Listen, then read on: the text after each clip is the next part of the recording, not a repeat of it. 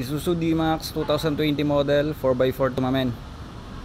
So titignan natin kung saan ba natin makikita ang engine number at ang chassis number nito. Buksan ko muna yung hood.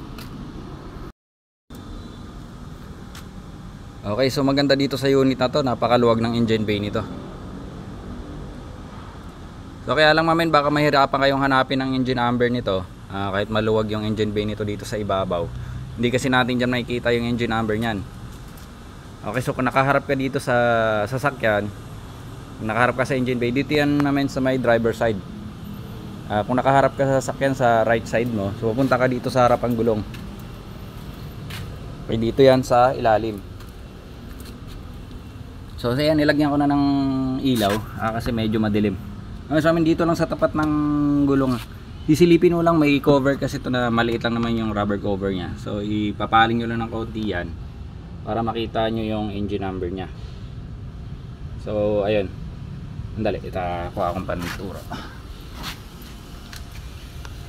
Ayan. So yan mamen, yung medyo makalawang na nasa na ba? Dali ha. Dito ba? Teka. Okay, so yan mamen, tingnan nyo lang yung stick. Diyan natin makikita yung engine number nyan. So ayan. Yan mismo na yan. Ito, ayan, yung mismong nakaturo kung saan yung nakaturo yung PVC na stick na nagamit ko.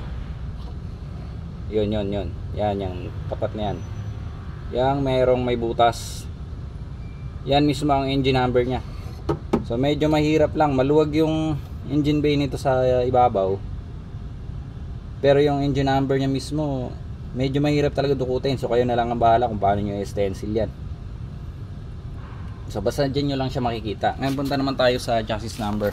So chassis number naman ito, wala ka problema, madali lang to. So dito ka naman, pag chassis number naman, dito ka naman sa left side kung nakaharap ka sa engine bay. Yan, so pupunta ka dito sa pintuan sa may passenger dito. So dito yan sa ilalim lang yan naman. Ihiga ka lang, or kahit nasisilipin mo lang, madali din naman siya makita. So dito lang siya.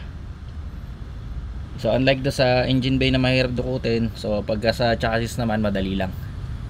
Okay, so sa engine ka lang talaga medyo mahihirapan. Okay, so yun lang mamen, sana makatulong. Good morning.